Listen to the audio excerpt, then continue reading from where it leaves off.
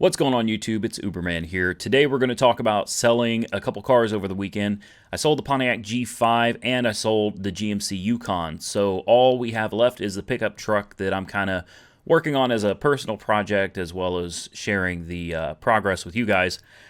So instead of running down every single item, especially on the G5, that one we bought a lot of parts for. I'm going to tell you what I had in it and how much I made. So when it comes to the GMC Yukon, I think we all already know I lost money on that one. The GMC Yukon, I had a total of $1,690.25 in. I sold it for $1,000 to a gentleman that wants to do an LS swap in his Jeep. That left me with a loss of $690.25. Not to fear, that loss is a tax deduction. I'll be able to write that off. It's no big deal. It happens.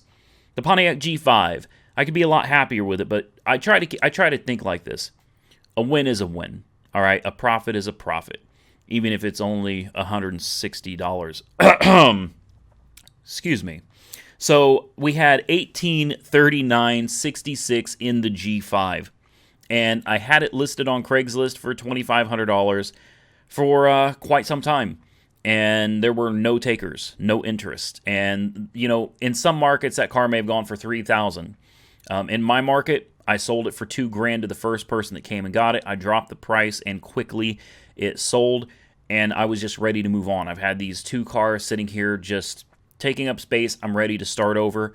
And I had someone come up with an interesting idea. Someone said, why don't you buy something from Copart or IAA, bring it home, don't do anything to it, like don't spend money fixing it up, just bring it home and sell it and see what your profit margins are when you do nothing but buy a car, bring it home, and list it for sale. So I'm not saying that's exactly what I'm going to do, but it's something I'm taking into consideration. And as you all know, today is Monday. That means it's auction walk-around day. So I am going to head out to Copart, probably not IAA today, but there are a few cars that I'm looking at Copart that I think would fit the bill for this type of video, to be able to just buy it, bring it home, and then relist it for sale. So I'm curious about that. You know, it's an interesting concept. So if I can purchase one of these vehicles that I'm looking at, and, you know, we'll probably talk more about that tomorrow because tomorrow is auction day, then, you know, we'll see what we can do. Now, I refuse to sell something that's unsafe. So, I mean, if I drive it home and realize the tires are falling off, or there's something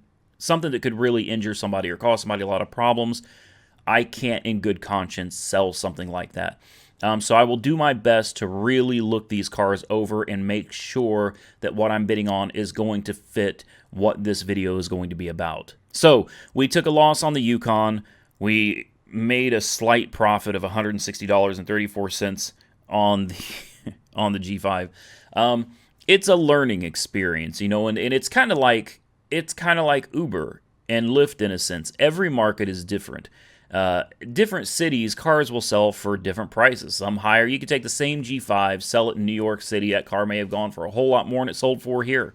Kind of like, you know, Uber and Lyft rates are different market to market as well. It's just the way it is. And I probably could have squeezed a little more than $2,000 out of the G5. I just needed to get it out the door so that we can start over. And I think I'm going to look at two cars, maybe purchasing two cars this time, but I got to stop buying so many cars, because what I have found is that when you buy all these projects, it's overwhelming. What I really need to do is focus on one or two cars at a time so I can get them done and move them out like I did in the beginning. When I started this, it was one car. You know, you get one car, bring it home, clean it, fix it up, flip it, and I was doing it, you know, pretty much weekly. When you start getting 3 and 4 cars that need work, it starts really dragging out, and that's not something I want to do. I want to be able to bring cars to you guys, show them to you, and then come back and say, hey, I made money, or hey, you know, I lost my ass. Which, like I've said before, I'm not upset about losing money every now and then. As long as you're winning more than you're losing, you're doing it right. And primarily, these videos are for your entertainment anyway. You know, the majority of the money I'm going to make does not come from the profit of the car.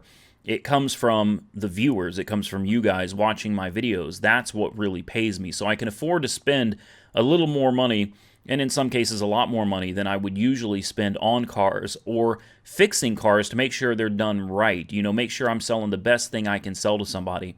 And that's something that really makes me feel good because I have money coming in from YouTube that kind of covers the additional expense on these cars to make sure I'm selling somebody a legitimate car that they can enjoy for a long time. Oh, another big change to the channel is I am switching from PC. For any of you tech nerds, you geeks out there, I'm one of you too. I've got a Ryzen 7 that's an 8-core, 16-thread computer with a GTX 1080 Ti overclocked. I've got a 1 terabyte Samsung Evo 860, I think it is. It's the latest, the one that just came out last year. The NVMe SSD drive. I've got 32 gigs of some really badass RAM, G-Skill.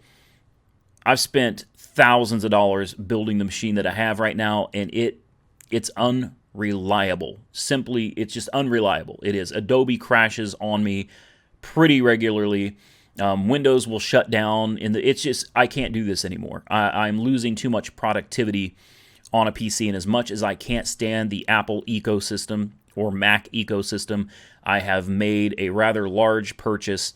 I spent $3,000 on a very slightly used, they called it an open box MacBook Pro 15.4 inch. This is this is a big purchase. This is the late 2017 model. It does have the touch bar, has the Retina display. It's got a 1 terabyte SSD, 16 gigs of RAM. It's got the, I forget who makes the video card, but it's a 560. Who is it? It's like AMD, right? Like the Radeon. I think that's who it is. It's got the 560 graphics card. This is a bad, and it's the Kaby Lake Intel processor.